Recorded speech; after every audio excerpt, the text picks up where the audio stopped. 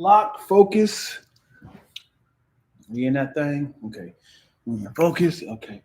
Lay there. Boom, boom. Would you rather be far sighted or nearsighted if you had to choose? So better to see further distance or better to see I like where I'm at right now. I like that I can be able to see up close. Yeah. It's got to be up close. Yeah.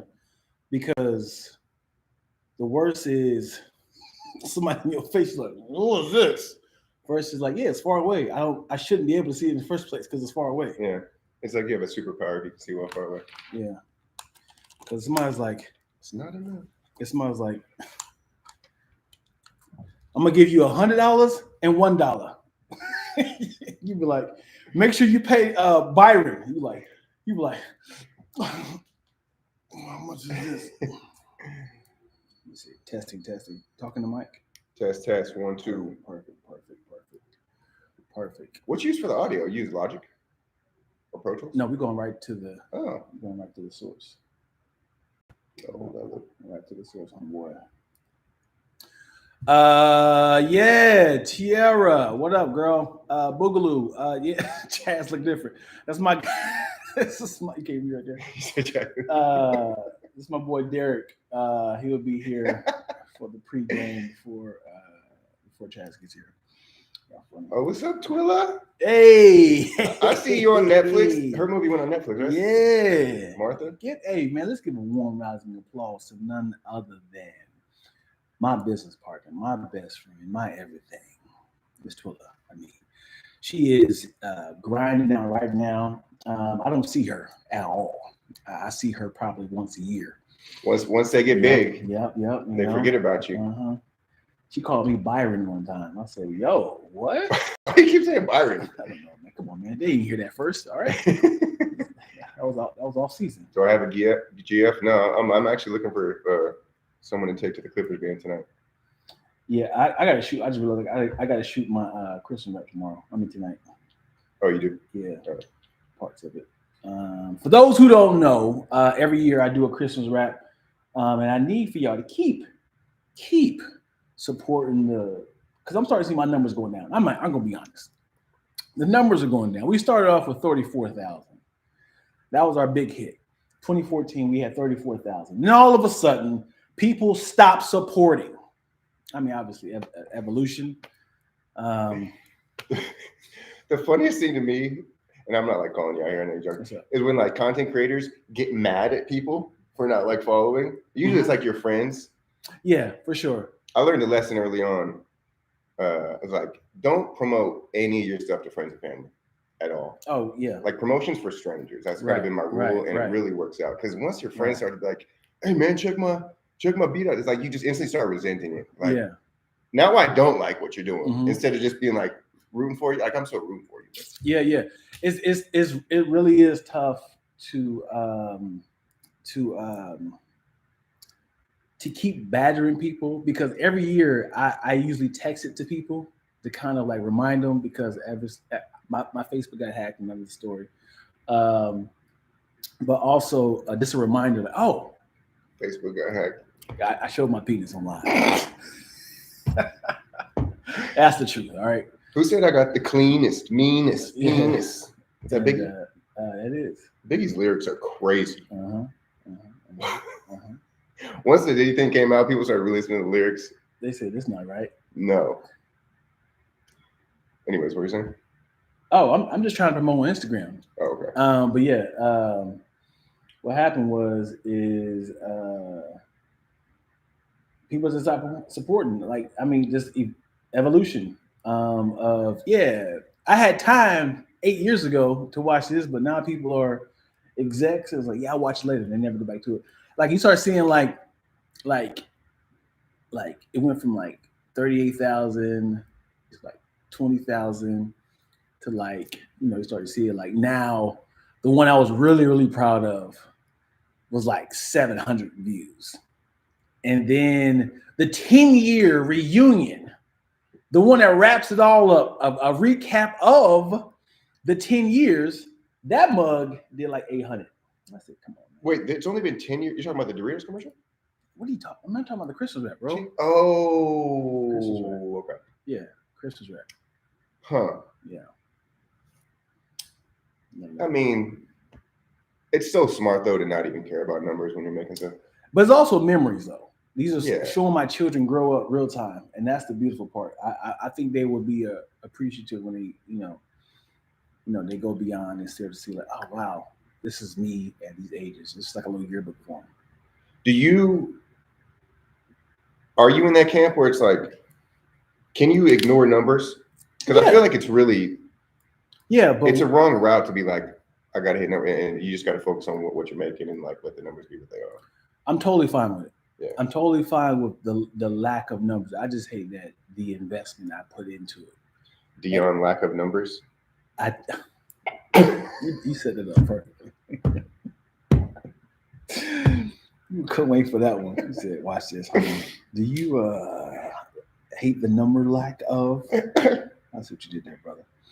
But yeah, it when I'm writing, I am casting, directing, producing, hiring, recording, going back to record, instructing how to send the video, gotta resend it, it was distorted, send it in the MOV file. I have to edit it, and then you're like, whoo, this is going to be a good payoff. And you're like 12 views, huh?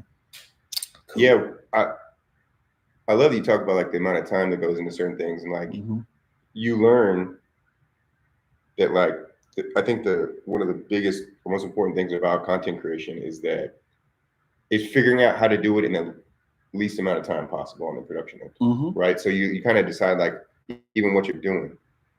Like I have a podcast network, and it's for a couple of years now, just kind of learning exactly what I'm going to do with it. And it's like getting quick at things is so important, right? You talking about good and like learning how to knock it out as soon as possible? Yeah, whether it's a reel or even like editing the actual full hour and a half combo.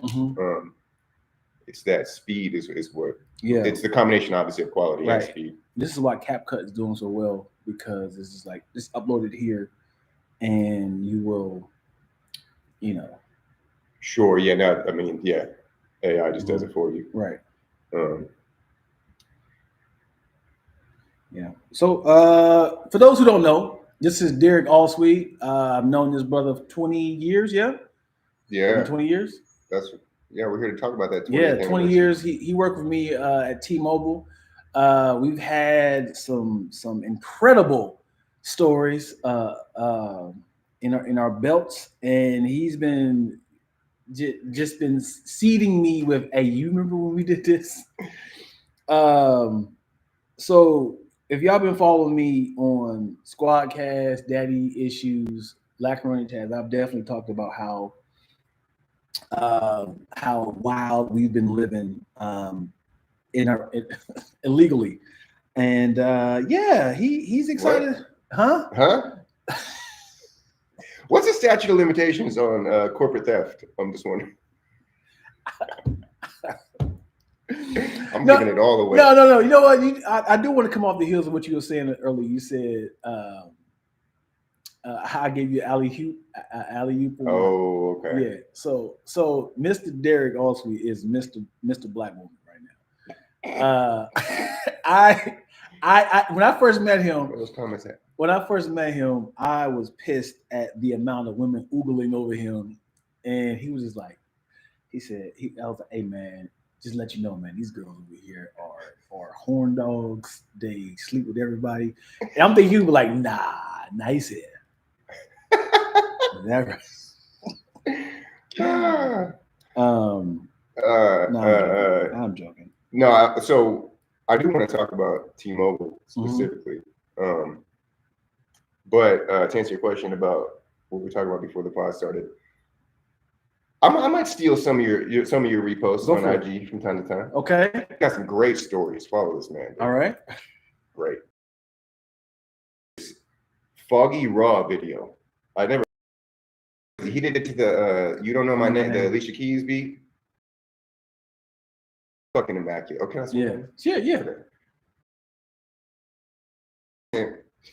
I say, are black folk hiring? This is the team I want to be on. Hey. And Foggy reposted to his story immediately. And when I tell you my DMs were lined up with black women from the yeah. Come on. It was the greatest thing. Thank you, Foggy. Yeah. Talk that talk.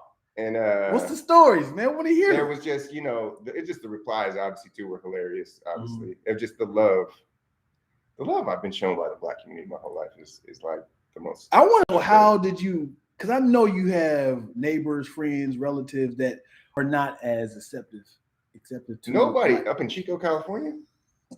It's like 3% black, but so I just know that like they don't like. Yeah, I know you heard a couple niggas been dropped. No, dude, I forget what we talked about. Like, we can repeat something. No, it's the soft racism. Yeah. It's the you can. They're gonna say it. Yeah, just like I don't even know if I have any examples. I think it's probably like I'm probably sure it was a black person who robbed him. It's not even that. No? It's more just like the concept of like we are different from them. Mm-hmm. That is simply that. Mm-hmm. But I'll eat up anybody if they say some stupid shit. Oh, what, you one of them now? Oh, they didn't convert. You might be one of them Democrats, huh? No, they're always like, all white people are very like self-conscious of not getting caught saying something. Right? Yeah. So like, if I call them out, they will be so like, oh no, like apologizing to me, like I think it was kind of funny. But anyway, so thanks Foggy Raw, thanks Dion for those stories, and I might have met my future wife. Hey, she knows who she is. Oh, okay. I'm gonna bring her on the pod. Use this clip. She a black woman? Of course. Well, I didn't know. Well, don't act like you ain't never been with a white woman before. Yeah, but I think I'm making the shift. I'm just hold on. What are you talking about making the shift? I'm so much happier with talking to black women. Like, I just feel more comfortable. I can be myself. With white women, it's like I'm trying to put on a show. They're just quick to be like, no, you did something wrong. Red flag on some like little dumb shit all the time. Black women are just like accepting and like, yeah, I'm not like worried about being myself. You know what's crazy is hearing you say that, I'm excited. But if a black person, that's hilarious too. What'd she say? She said the statute of limitations 3 to 4 years. We're good. Sorry. So hear you say that, I'm like, yeah, that's what's up. Black women is all right with me. But if I was a black man saying, yeah, I just don't date black women, man. It's just something about, yeah, you see what I'm saying? You're like, you hurt. White people have like another privilege to add to it. We can be biased against our own people, and it's okay. Like we can apply for like, yes. Yeah. Take that white devil down, Derek. Take that white devil down. But if I'm like, yeah, I just don't date black women, man. I just love white women because they're so accepting, they're loving, and everybody's like you would be like, yo. So weird. No, you'd be the worst person.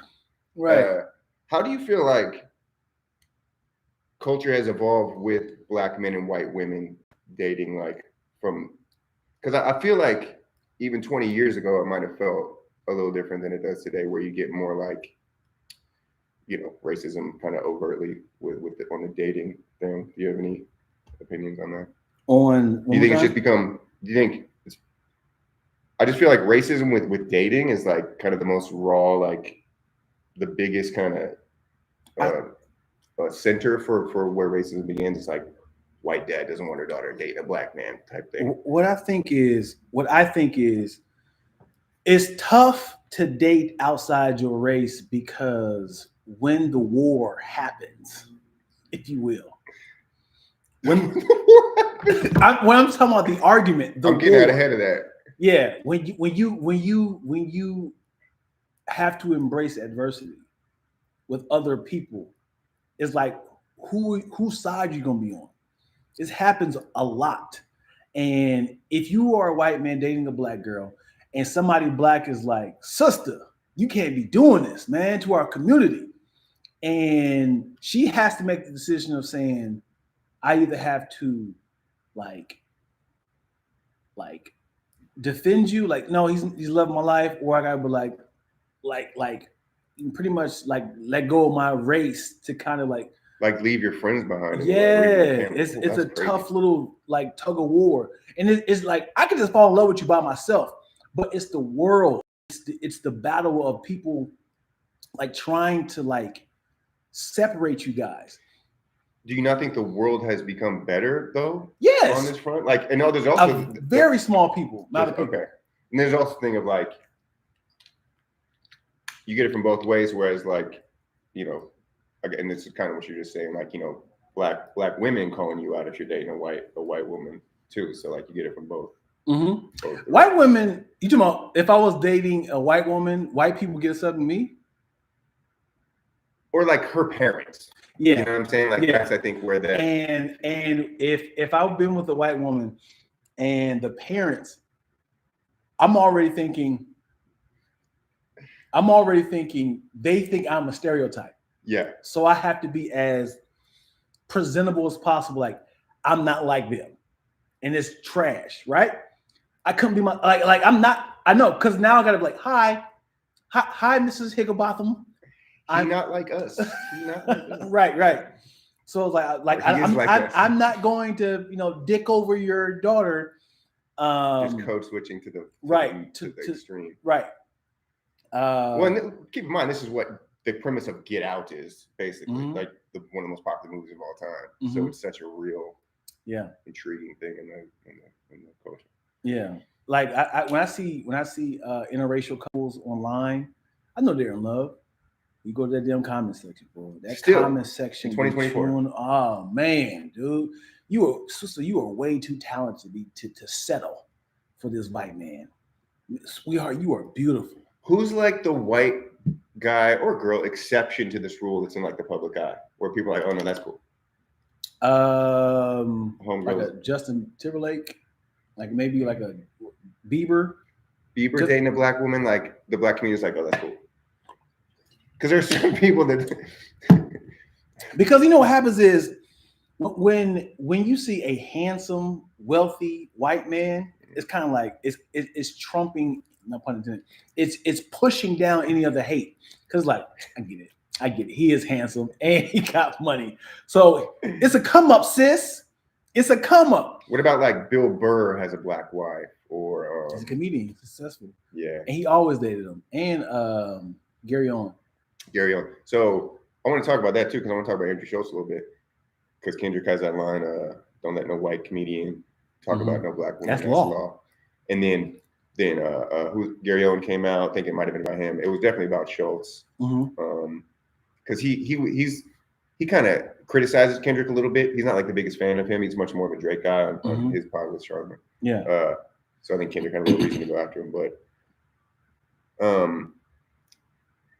Schultz, like, what's your opinion of him? Do you think he crosses lines? I don't know what he said. You want to help me out? Or just in general, I don't know. I don't know what the comment was either that made Kendrick say that. But just like generally, like, you know, he's a white man in like kind of in the black podcast space. Or I guess they try to make it black and white show.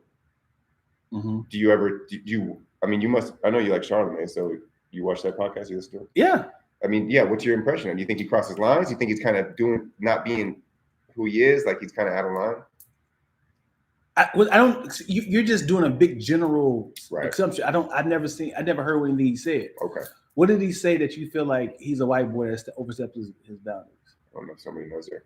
I was just asking if you had any general impressions of the guy. One way or the other. I think he's funny. Okay. It's something clever to a like what's his name? God damn, Dave Chappelle's homeboy from Chappelle Show. It's brilliant when a white comedian Neil Brennan. Oh yeah. When you find this little just like really thin line to be racist, but not racist, but it's like as a black person, that's a goddamn brilliant joke, man. It's a brilliant joke.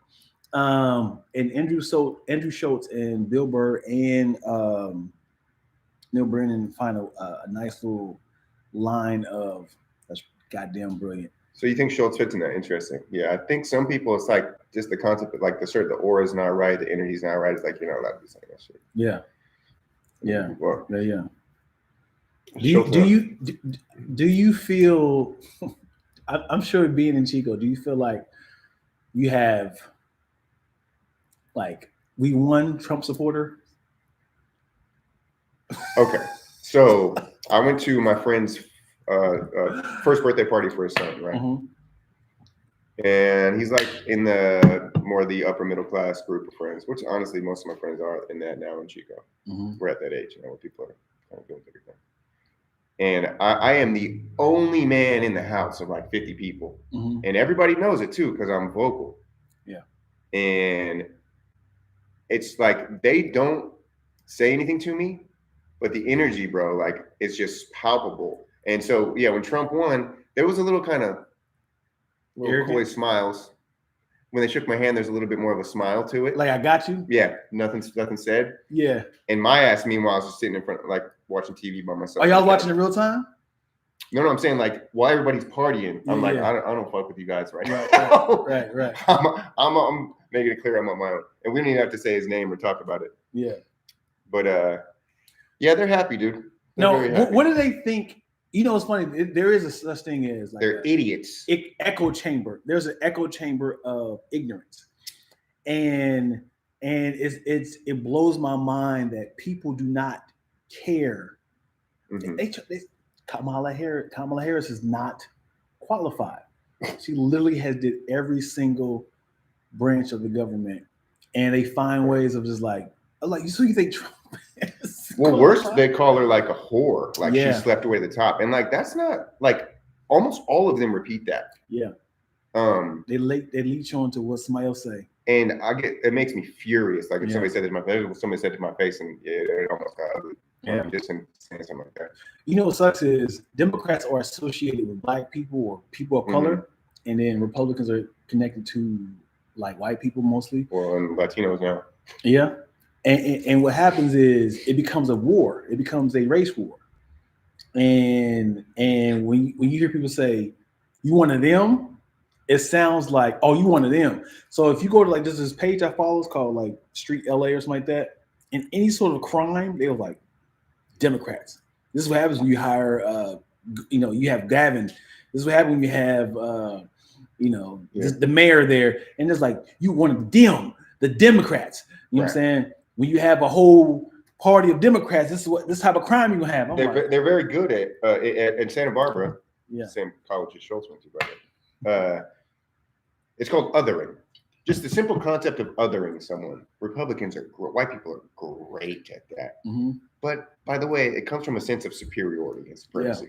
Whether they want to admit it or not, that's what, like I was saying earlier, that's what they're kind of feeling in their bones and going up with it. So, what I will say about white Republicans are white Republicans no matter what. And like that's the biggest lesson from Trump. But like it literally doesn't matter. They're gonna adjust it, they're gonna create narratives. They're gonna only say those certain things. They're not gonna watch the guy to stay out of it so they can feel safe and comfortable.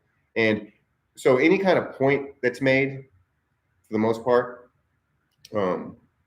it doesn't have to be rooted in fact at all. And it doesn't matter if it is or not. And things catch and you know, the thought is that, you know, like rich people basically keep blue collar people arguing over social issues. So they're not really paying attention to what's going to help them economically. So they're just arguing over like transgender the whole time instead of like a tax cut.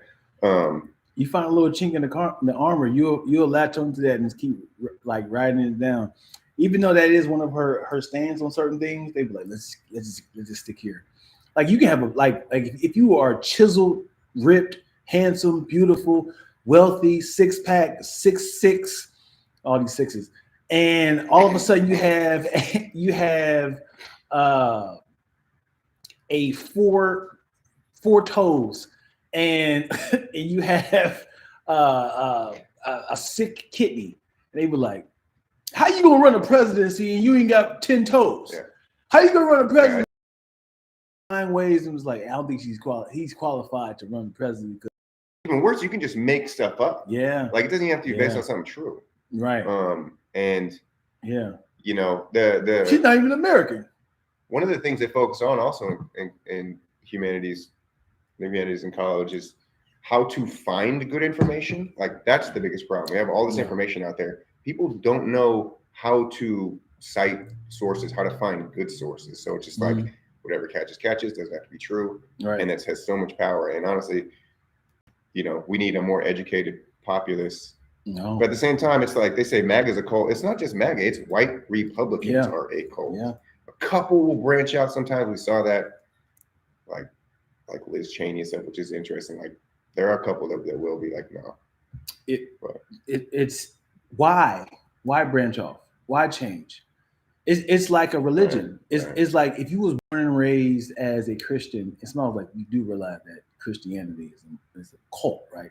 You'd be like, what? Yeah, Muslims are the true religion. You'd be like, wait a second, what? Now you gotta remove everything you learned and believed, and then you hear like, I can't even fathom this. Like when you convert like a whole different religion, it's hard because your whole life, your foundation, your circle of friends are all that. And to convert, I was like, man, why MAGA want to learn different stuff? And it's more so not even like you've been taught something your whole life or you believe something your whole life. It's what benefits you most. Yeah. So like, can you be bought? Yeah. So for some people, Christianity really benefits them, whether it's like the community, and honestly, it's always tied back to money in some way or another. Sometimes it gets to be attacked like connection and love too, in a good way. But yeah, I mean, then that's kind of obvious. Like Republicans vote for Republicans because they think it's going to benefit them financially. Yeah. Which, by the way, it's not going to. The shit's about to get bad. Honestly. Yeah, we all, like I said, we all can be bought, man. I promise you, your whole moral, everything that you believe in, it's smart to just be like, hey man, I need for you to vote for Trump this year, and I need for you to endorse him and give you a bag of $1 million. I need for you to rip your shirt off, like Hulk Hogan. It's so embarrassing, dude. My boy Mike Judge is one of the smartest writers of all time. They got Beavis and Butthead, and then Idiocracy, right? That movie Idiocracy, where the president is a WWE wrestler. Have you seen the movie? No. Oh, you got to watch it. It came out a long time ago. He's like, it's basically like the world gets stupider and stupider, and it's pretty prophetic. Yeah. So. Yeah, man. Great tone. Great tone on the pod. I'm excited that you are you 100% committed to the black women now? Oh yeah. I mean, I hate that you just pretty much announced that. I was joking. Oh yeah, we're back. I'm back. It's not even a question. It's yeah. Now look, you're a man of God. Sure. How does that relate to destiny in your eyes? Do you believe that things are, it was written, right? That's the phrase. Do you think everything is already written out and like everything that happens to you is just already part of a plan? There's nothing you can just change that? No. Interesting. I feel like it is free will. I feel like there is a goal, and God will use whoever is willing to open their heart to this goal. He will use you because I feel like there's a window. There's a window for opportunities, and if you waste time, procrastinate, he will just use somebody else. Interesting. Yeah? Like if it was like, just for example, it's like I need somebody to make a pound cake right now. Derek, I need you to make a pound cake, and you'd be like, all right, I'll look up the recipe. And then they'd be like, he's not making the pound cake. And it needs to be delivered by Friday morning. And he keeps reminding you, hey, Dion, I need to make the pound cake. Okay, God, I got you. But I thought you said Derek's gonna do it. Now I'm wasting time trying to promote. And then all of a sudden somebody just be like, hey, knock. Hey, I have an extra pound cake. And it was going for this birthday party and they didn't want it, so if you want it, it's like, hey, like he'll find a way to make it happen. But that's a good kind of way to put free will and God together. That's what's interesting. Like that. That's how I feel. But obviously, this is just my opinion. I bring that up because I've never been engaged. Never been pregnant with anyone. I'm 44, right, and had my fair share of opportunity. So part of me, so like the thought of like things happen for a reason, there's a destiny, you're supposed to end up with this woman, basically. When I think about that it feels so good. Like, yes, all things have happened for a reason to lead to this person, and because this is who I need to be with, and it's going to take you 44 years to find that person. Mm-hmm. As someone who's not like religious, that thought really feels good, I must say. Have you talked yourself out of it yet? Because there's a gravitational pull that will remind you that this is not a great idea, because it gives you anxiety because it's new, it's fresh. It's just like saying, hey, we're going to Australia tomorrow. You ready? You immediately get this like tomorrow? No expense paid. You're like, but why? Why do I have to go tomorrow? Now you think about what can go wrong.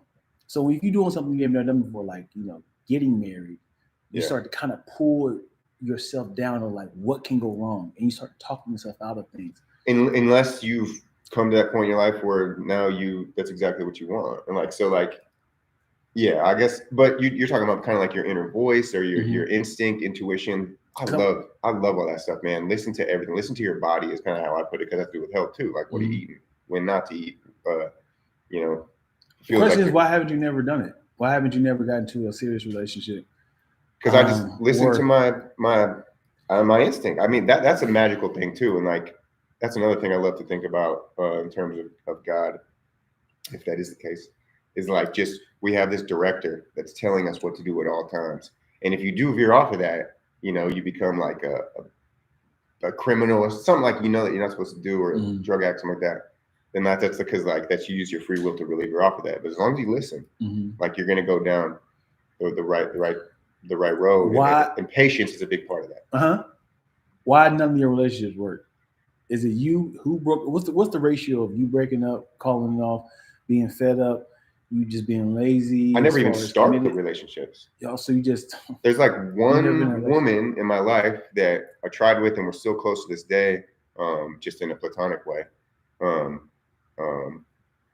her daughter was a big part of my life, so I'm going to stay a part of her daughter's life too. But wait, what's the question? Oh yeah, why doesn't it start? I think it comes down to parents. I think you're afraid of commitment, and I saw my parents have a pretty rough relationship in front of my eyes. So I think those things are like, and it wasn't violent or nothing. It was just ugly, unhappy, and they kind of off and on stuck with it. I saw how my dad acted around women. It was very like possessive and jealous, and my mom was very kind of like, maybe kind of just in her own space, like doing things had to be her way. So anyways, I think I saw that and was like, this is terrifying. This is bad. Like, I'm staying away from this whole relationship thing, or having kids, out of wedlock, whatever. But I think this feels like a magic number, 43, 44. It feels like a real shift. I think you're getting scared of dying alone with no legacy. And that no, listen. I mean, I'm being serious, because I don't feel like you've done the work yet.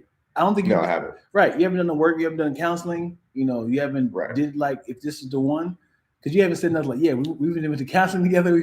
We've actually talked about houses and futures. I'm sure you've done it, but have you done the work? Because I don't do the work with work. I don't apply application. I fill out a job application. You either give me an offer or But yeah, that's another thing. Yeah, and this happens a lot in the late 30s, early 40s. A lot of people start to kind of, I'm running out of time. I have to create a legacy. I have to create something. And your brothers, you have a sister? Yeah, she just had a baby. She's 30. You see what I'm saying? Like, you feel like I'm the only one that haven't done anything in my life. And I'm not. No. What I'm saying, I'm sure this happens with all siblings. Yeah, that's all siblings. You have several siblings, and you're the only one that haven't done something that quote unquote your mom is proud of. Buy the house, right? So there's kind of like, I nailed it down to like 5 things. I thought about this once, and like, because I thought about this because like your family will get mad at you. They'd be like, why haven't you done X, Y, and Z? Right. Which is not right. Like, people, you have to let people be people and go do what they want to do in their life. But buy the house, have the set career, marriage, kids. Yeah, it's a template. And I haven't done any of those things up until this point. I've dabbled in all of them. And like I said, I'm sure it's that I got to leap, I got to jump, I got to stop being afraid. And sure, this is a great mindset, but at the same time, I feel like you still got to be responsible for your big decisions.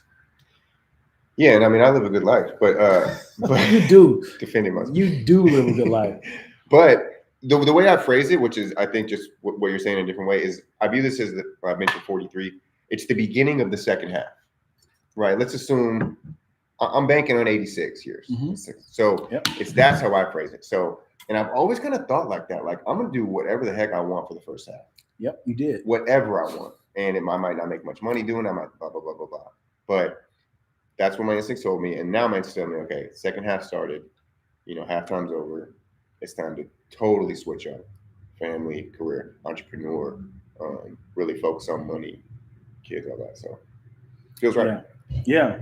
But I watched you live from afar. Definitely jealous, because there was times you were just like, I'm going to Brazil. I was like, what? Yep, I'm going to Brazil Wednesday. And I'm like, and you just go. I came here last second. Yeah, like you just be living, and with no repercussions, no. Honestly, I recommend it. I know that first half. Bring that first half mentality, and you buck a lot of traditions and norms, and your family's gonna be mad at you. People are gonna criticize you, but when you learn all those lessons through that too, and like, oh, I've not learned to not care about criticism, or I've learned to really be proud of who you are, stand up for yourself. Kendrick honestly has taught me a lot about that with his in the past year, just like that bravery to be like, no, fuck you. Like, that's such a big step that I think does happen around 40 in a variety of ways. And it's so powerful and necessary. And you start to realize how certain people can treat you in your life, or you've been really kind of subservient to them in ways, or just like, yeah, you can kind of say or do whatever you want to me, and because you're my family or whatever, it's like, I'm just gonna have to roll with it. When you learn how to break out of that, man, it's the best, and it's gonna lead to more business opportunities and all that stuff too. So I'm proud of you, man. It's great. I'm proud of you. Here we go. It's an honor sitting down with the most famous Doritos spokesperson in the world. Spokesperson. I pray that was a thing. I wish I was Flo from Progressive. You gotta slap me every week. Where's your agent at? I need this. Slap me every week. You can slap me on my ass if you want to, Doritos. Great therapy. I've never been to therapy, Tour, but thank you. Yeah, That's just me. Derek is a great white man, and I'm saying this as that's the clip. That's the clip. As when I say a great white man, as in there's white people out there that's like something suspicious about you. But Derek is like, I'm gonna be very genuine about my truth. And I know I have a privilege on certain things. You would say something, but you'd be like, but I'm not going to take advantage of it. Like, you're an ally for a lot of things. You speak out. Like, your voice is needed. I just wish it was a lot louder.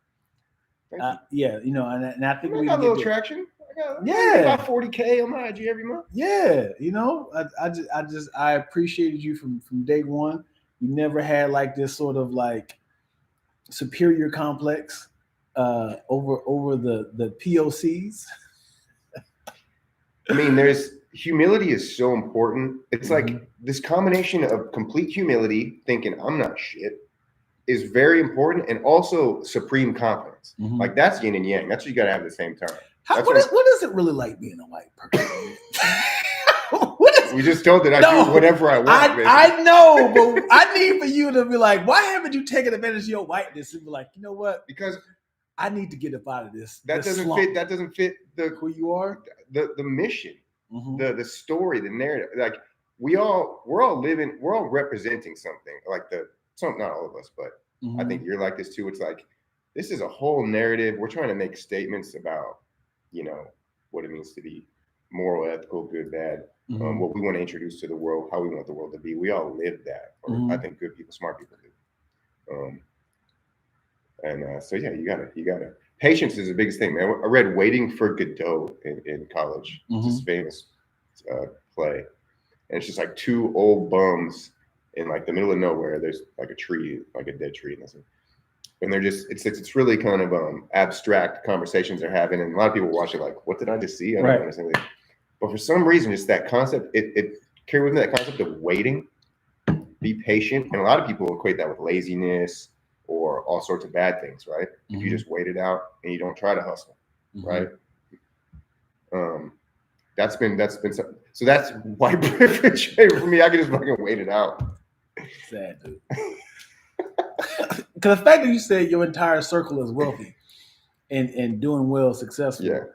I don't know how you haven't like, hey, Jack, get me a job at this 7-figure building so I can come up and then leave in a year after I made some money. Because I intentionally avoid it. I've had friends tell me that. They're like, you know how impressive it is that you've avoided getting or having a good career and this and that? Like, it's work. I hate you, Derek. It's like, I'm back on the hate train. I need friends to say, hey, here's this 6-figure job to get on your feet. You're more than welcome to leave. Nope. Don't want it.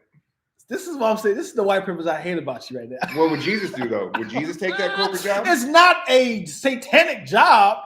You're working at Apple for a year. It's a great example. Bite at the apple. God damn it, dude. Damn it. I hate it here, yo. Meanwhile, I'm over here looking at ZipRecruiter trying to find a goddamn job. Like, let me see what they got over here. Hey. Okay. Embroidery t-shirt maker. Okay. Bread maker. Here's what I will say about taking advantage of that.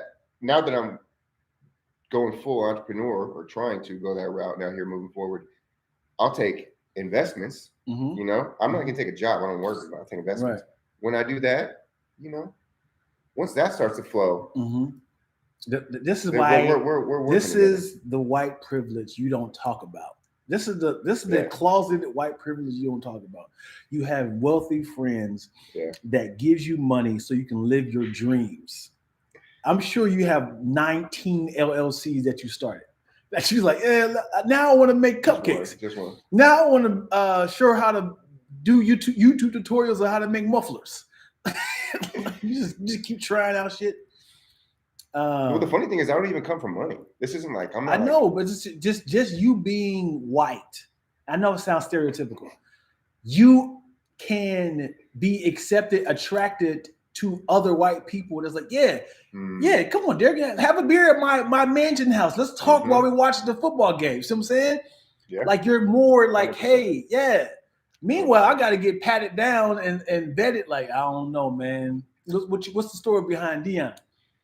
Well, when and if I have the mansion, it will just be Black entrepreneurs that are invited over only. Okay, just try to. Now this is the DIE with DEI.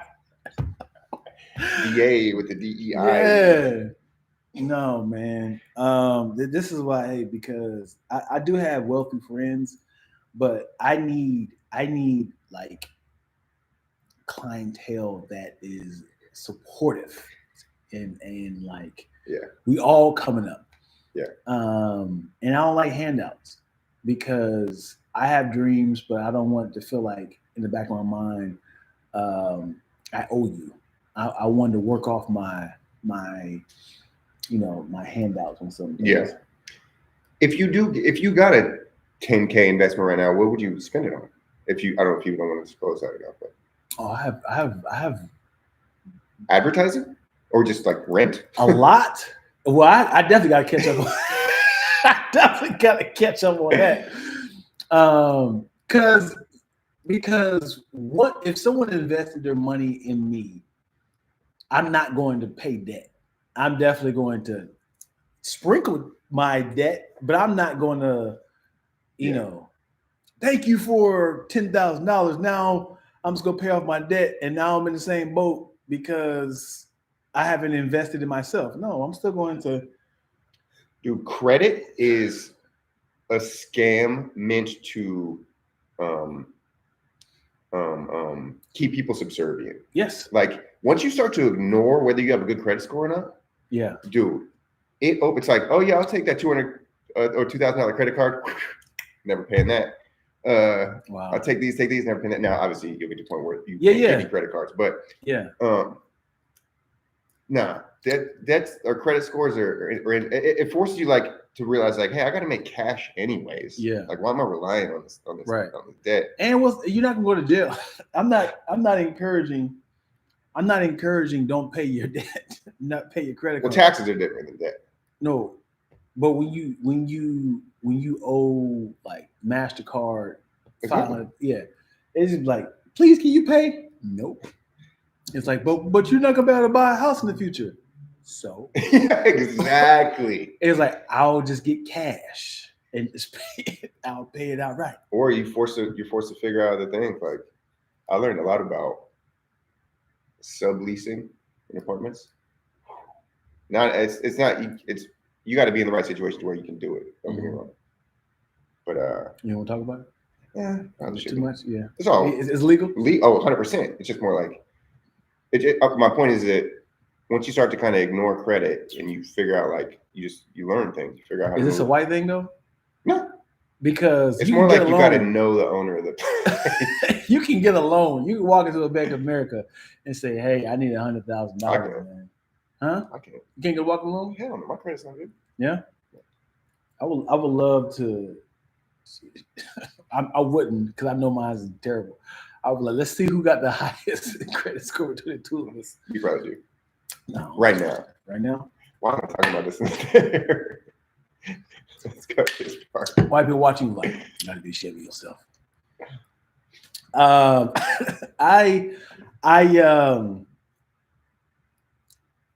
been bleaching. Yeah, it's so funny. It's really going crazy over here. I love it. All Dion want is a rich white friend. Derek, you let him down. What man, it's funny. What's funny is I never wanted to be white, but I never wanted to be white because because in the black community,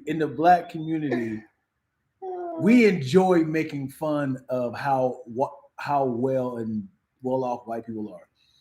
But with white people, I kind of feel like you have this advantage that, hey, I'm white, so I'm more accepting. I'm more, I have more privilege, and I hate you, Moyo. Sound bite. What she said? I thought you said that. Yeah.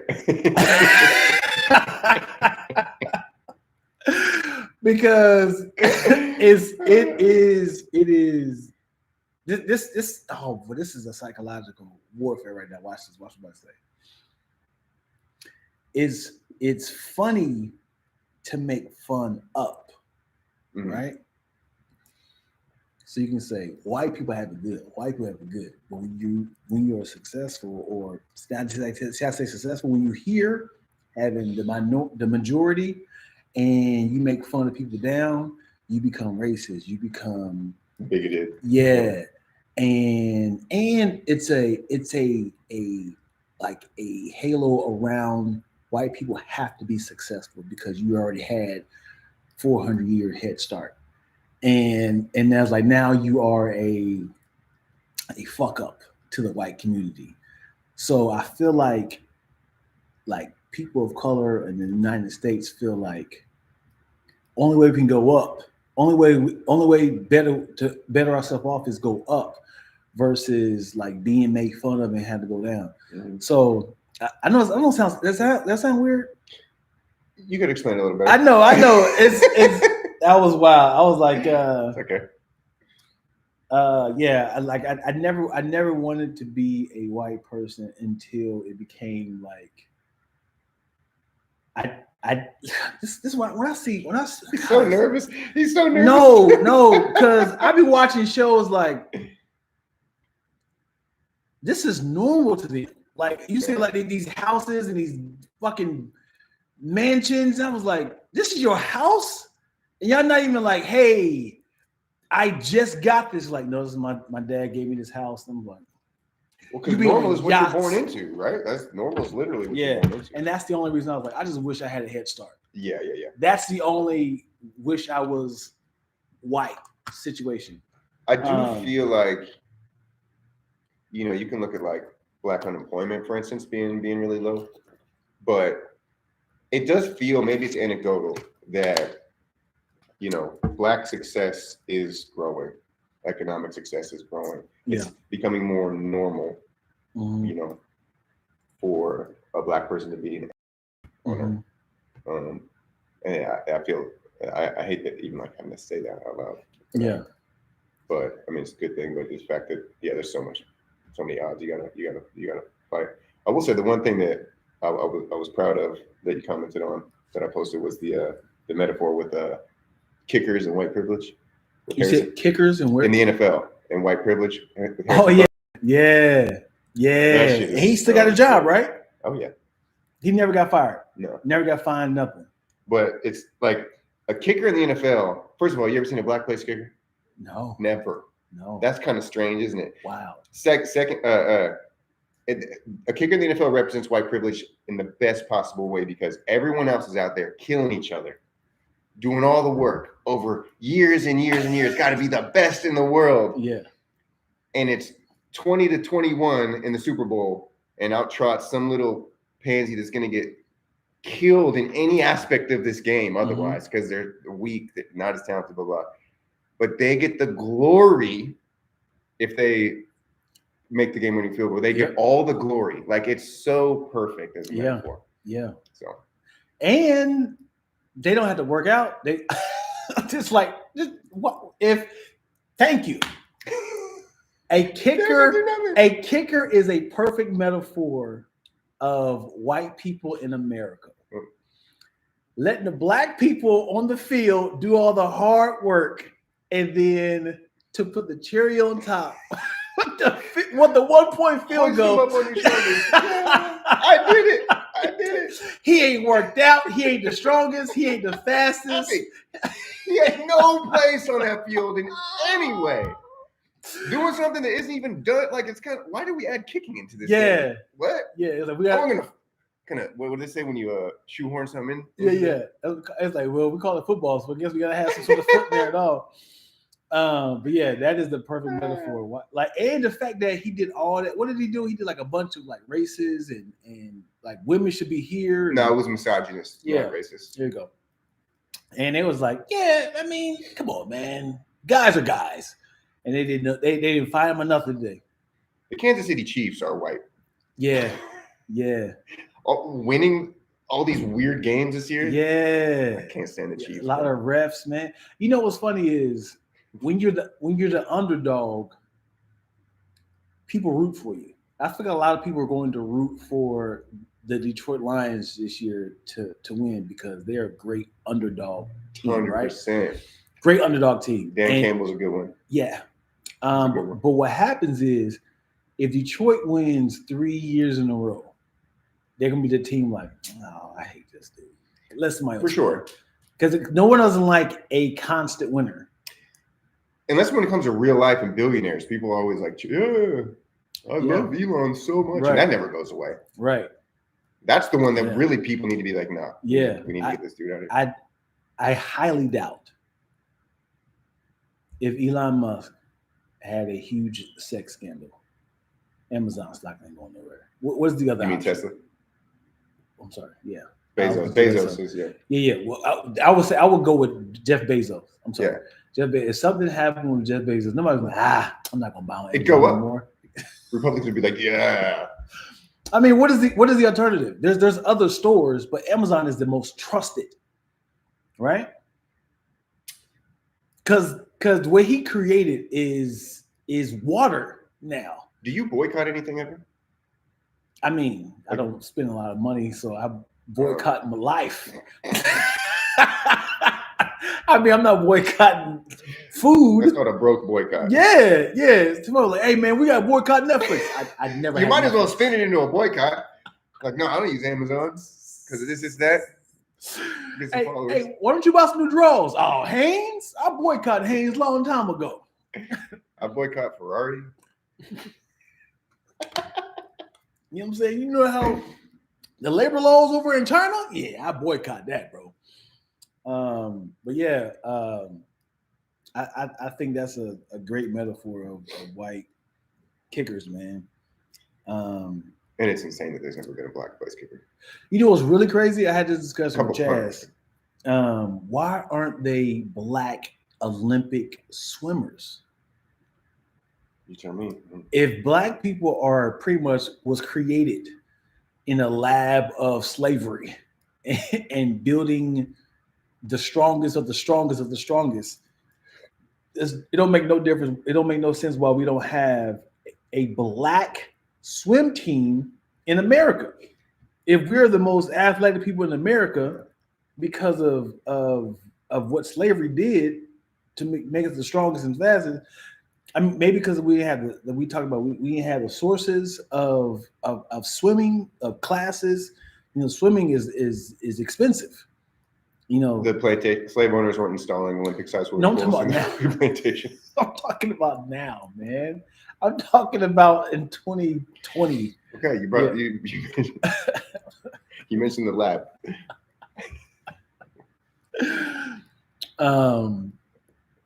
Yeah, I just even in Africa, there's no black. Why in the top 20 there's no African Nigerian swim team? I feel like I can't give an opinion on this, but if I may, come on, man. I think it's that they're like collective behaviors, right? In groups, and I think that's a kind of a debatable thing whether that should exist. You know, no one group is a monolith, all that stuff. But like, you know, black people are known for being very cautious around danger, right? You see, you're not going to go do this, you're not going to go do that. I think water applies because water is dangerous as hell. Yeah. So if there's like a cultural kind of agreement there, I mean, that would be my opinion on it. But sure. Water is insanely dangerous. How do white people learn how to swim? They have access to swimming pools, right? Yeah. So you mean to tell me, not just that, they buy the real estate that's on the bodies of water as well. Right, having land that has because that's the expensive real estate, right? Right. I never thought about like that. Having a house that has swimming pool in the back, right? On like a lake or the ocean front property, right. Like those are the expensive houses. Right. So, talk about the head start, like all that land was already bought up and houses built in the family. That could be part of it too. Right. But also, black people start making money. Black people start making money in America, what, 60s, 70s, 80s? That's enough time to have a house that have a swimming pool or have a house by a lake or by water. And one person in America, one black person, one biracial person can't swim fast to make it to the Olympics. I was watching the Olympics, like, it's a lot of Asian people, Australian. It's like the entire I haven't seen one mixed person. I'm sure there's one person. Are there any other sports? I'm just talking about swimming. Women's volleyball. Not a lot of black women. There is. I've seen the sand ones, not the basketball court ones. Over here, Darsky and Randy said they have high school swim teams. We don't have no pools in our schools. Yeah. Do you have swim pool at your school? Your high school? Nigga, oh yeah. At the junior high, bro. At the junior high, we swim during PE. Crazy. Well, Trump's cutting the Department of Education, so now there will be less money for these things in poor neighborhoods. That's going to be a disaster. I don't know what's going to happen with that. Like, we're talking about money, basically, right? Funding. Like, we need to fund schools to have like swimming pools in poor communities, which are unfortunately more people of color. And that's all getting cut now. So those like southern states and stuff, they're all going to let the state control education instead of the country. And they don't have a lot of money to begin with. So it's only going to get worse. Swimming is dangerous. It is. Swimming is dangerous. I get it. If y'all swim during PE, I get it. Because one little hiccup, you can drown. Versus slipping on a basketball court. I hurt my ankle. You're still alive. You hurt your ankle, but one little, he's like, hey, Billy over there just floating. Like, and now you're in the 10 feet, just like this. What did you do to my daughter? Oh, man. Yeah. Black Olympic swimmers are coming. Yeah. Yeah. They had a movie, Pride, remember? Movie Pride? No. With Bernie Mac and Terrence Howard. What?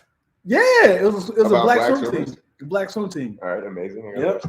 Yep. I think it was based out of Philadelphia. Moyo said I had a pool at my school. I hate that class. Football is dangerous though. Yeah, but you don't drown though. You don't die. You don't down. You don't drown from a hiccup. You ever drowned before? Not drowned, but almost drowned. Yeah, apparently when I was like 1.5 years old, grandma looked out the window and I was just floating in the pool. And you just CPR? You brought back your life? Yeah, I guess. I mean, I don't know the details. I don't even know how true the story is, honestly. I haven't really brought up my mom much, but speaking of therapy, I wonder if that shit kind of affects us. Like, is your mom still around? Yeah. So why you say you don't talk about your mom so much?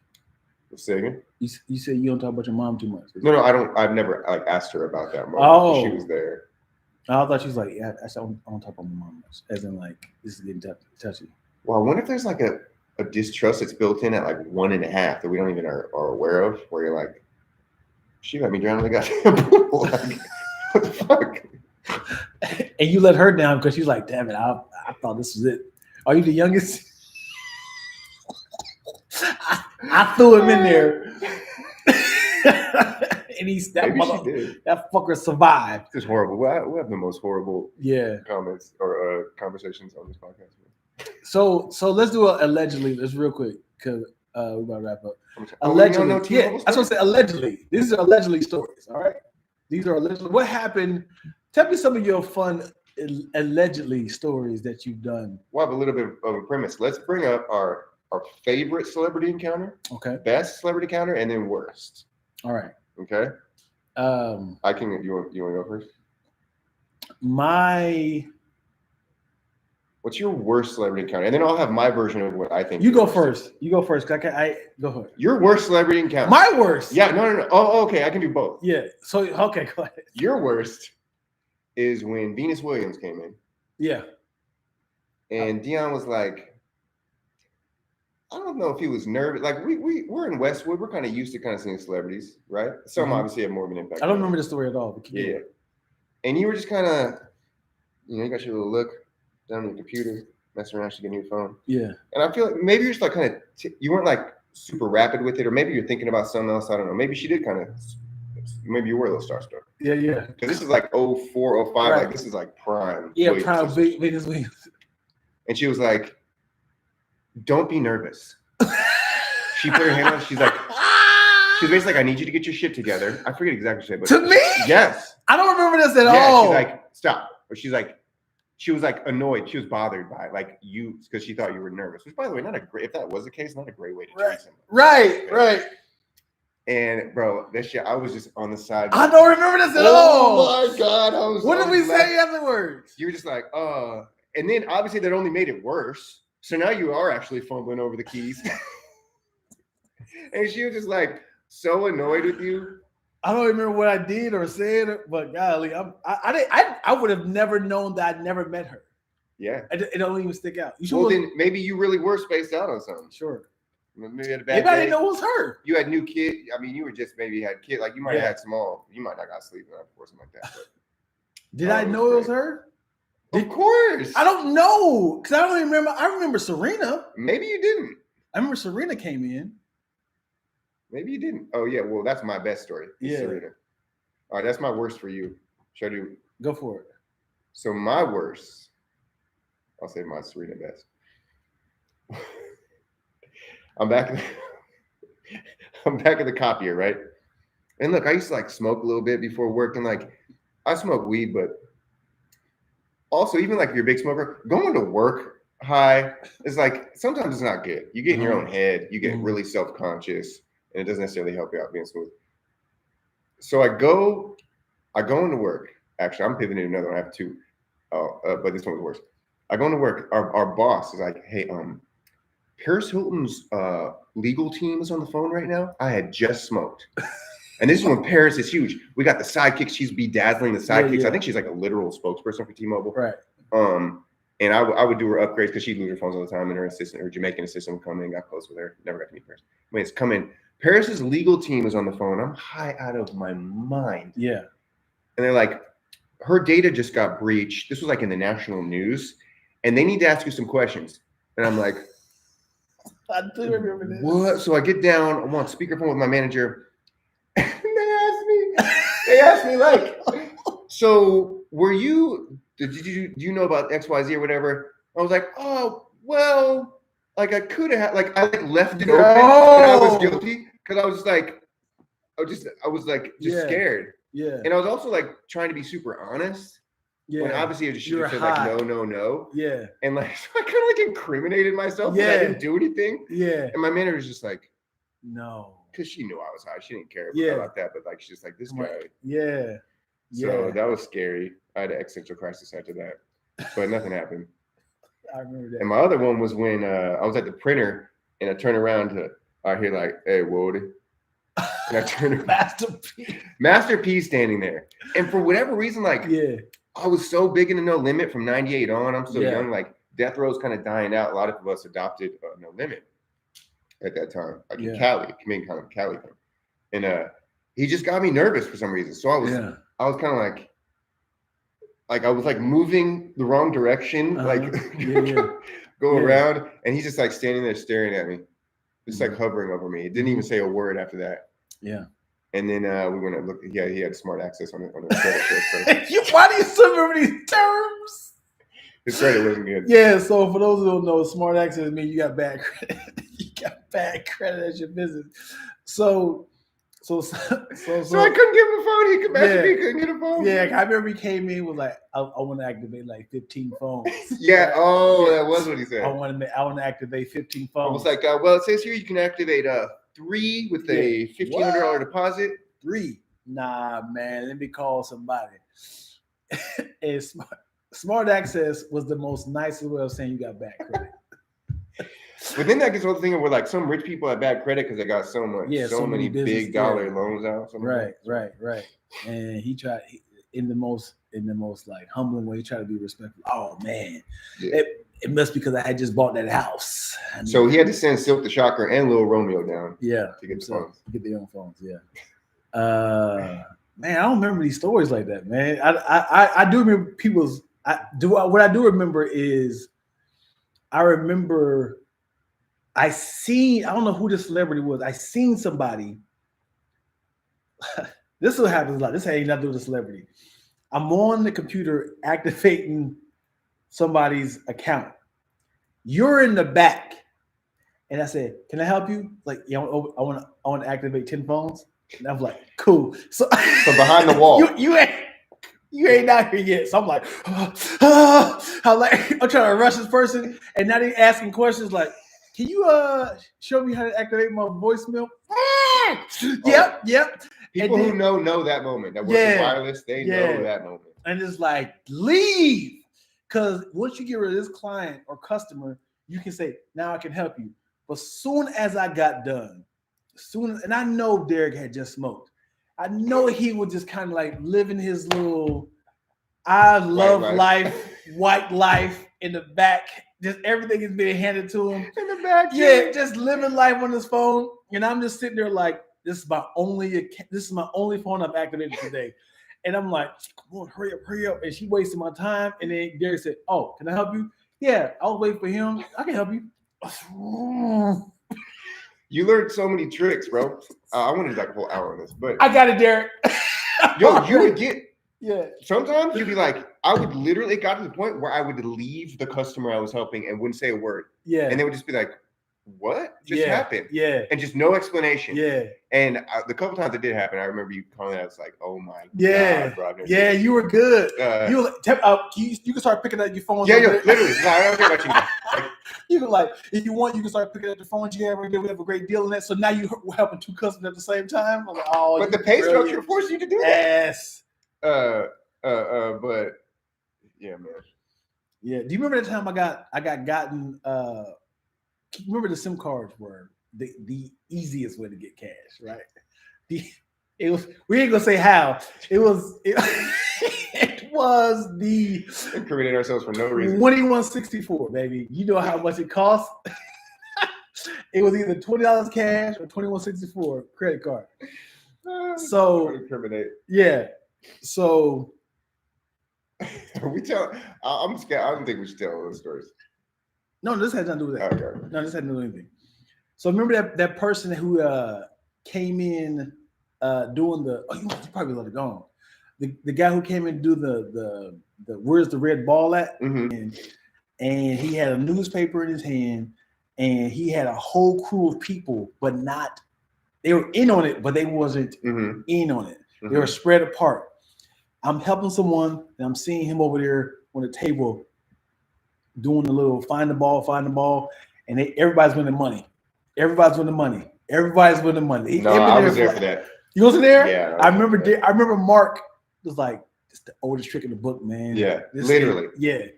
Like, they were playing that in the 1600s. Like Canterbury Tales. Yeah. And everybody winning money. Oh, hey, $80. Hey, $100. He said, hey, bro, you want to play? I said, nah, I'm good. I'm enjoying myself. I'm just watching. You want to buy a phone? Nah, I'm good, brother. So I'm just sitting here watching him make money. Nothing told me, hey, bro, you got to leave. You can't be in here, soliciting my customers and stealing money. But they were winning, so they were excited, so they weren't upset. So I was like, let me kind of watch this. Everybody around him winning money. He won 200. He won 300. He won 40. And I was like, all right, I'll put it 20 down. And then I'm watching it, and I was like, it's a red ball, and I can see it appearing. I don't know how he did. I know it was like a magnet thing to kind of tap it and go on top like that. When I tell you, I lost $180 trying to. I was like, I see it. Because every time I walked away, the person after me would win, and I would see him. I would see him. I would see her. I would see them win, and I'm like, I see it. So let me come in, my turn, and win. I was like, what is happening? Mark comes in on lunch break. Was like, what's happening? I was like, I think I just got hustled. He was like, no, bro. Oh, so he happened to be on lunch. I was gonna say, was Mark just sitting there? No. Mark was on lunch. Nancy was there. I think ST. No. No. What's the one dude you said? That's attempted murder. What are you talking about? We had a coworker. This is something that I never forget you said. We had a coworker. We had a coworker who was gay and was open. We had a coworker who was gay, and he had HIV, and he told everybody that, right? But we never treated him different. Wait, what? Hello, I don't know his name now. Do you remember this? Hello. Oh, because I was thinking of No. He was gay. He was his boyfriend though. Remember at the other store. Dating someone with HIV is questionable. Well, we don't know when he got it. We don't know when he got it. Anyway, dude was like, "Hello, this story." Kind of a deal breaker for me. This story is a. Man, my man had HIV. Yeah, this story is a unfolding. Because remember when he first came, this is my story. When he first came, he was a big flirt. He would flirt with the guys. He would say things like, well, Derek has always been handsome, just saying stuff like that. Oh, I like my guys tall, dark, and chocolate. Like, he'll say things, but he won't aggressively hit on us, right? Yeah. So one time he had butt dialed everybody, right? Remember this? Takes on a different context when you're gay. He butt text everybody. Not butt decks. What is it? He just randomly he was drunk. Yeah. He was drunk. What is it? What is that called? Drunk text. Yeah, he just drunk text everybody. He didn't drunk text me. He didn't drunk text me. So then somebody came and was like, "Yo, did I forgot his name? Did so and so text you about blah blah blah?" I was like, "No." And then it's like, "Hey, Brandon, did he?" Like, "Yeah, he did. Yeah, he did. Yeah, he did." And I was like, "Huh? He didn't. He didn't drug text me. And that's how they get you. Right. That's how they get you to convert. Right. Oh, really? So let me show you. So here's how the story unfolds. I'll show you again. I can't stop laughing because I remember your face, dude. The very next day, I think he texted you. He's like, "Yeah, he did." So I was like, he came in yesterday. He was bragging about this dude he had sex with, and he's like, I can't think of the guy's name. Let's just say his name is Paul. He was like, and then Paul was like, yeah, I told the guy I met on Craigslist, hey, just want to let you know before we do anything, I have HIV. I'm HIV positive. And the guy was like, I'm totally fine with that. He like, so I just drilled him from the back, and then I was like, he telling me this story, and I'm just like, and I'm like, bro, you living reckless. And I was like, and then I'm telling you the story that he told me. You was like, that's attempted murder. I mean, it really is. I know. Yeah. I didn't even think about that, but you was like, you wasn't even laughing. In my head, I was like, why are you telling me this story? Yeah. And I'm telling you the story as in like, he was still drunk the next day telling me this story. You was like, nah, damn the story. This is attempted murder. It's a serial killer. Yes. It's not funny at all, but I just remember you just like, no. This is attempted murder. Do you have either a best or worst celebrity I can't think about it. That's 20 years ago. Okay. And we had a lot of customers. I had a lot of jobs after that. Mm-hmm. So I can't even pinpoint. I remember people coming in, but I don't remember knowing any counters. I remember the amount of women that I was messing with. You cut that on the low, kind of. You've never been a kisser and teller. No. I remember the advantage of having that. Because remember, cell phones was new. You had that sort of T-Mobile was new. I'm the plug. Like when I tell, I worked in education for like 10 years, and when I would tell students today of what I did, they look at it as like, oh, you were like a revolutionary capitalist. Like you were at the beginning of the smartphone. Yeah. Like they look at it so whereas we were like, this is just some shitty job. Yeah. But it's just it's interesting frame that now. When you first started working there, do we have uniforms? This is how we were so you were in there when it first started. All they asked us to wear is a polo shirt. Yeah, you first come on in, bro. When we first started working there, what's up? Chaz was here, y'all. They were just like, hey, just wear a polo shirt. Yeah. And it wasn't an issue.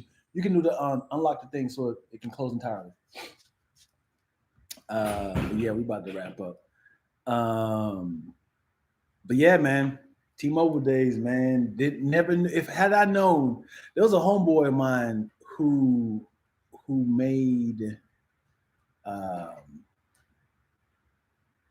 he made, I think, $150,000 just from selling cell phones, and like under the table. No, the right way.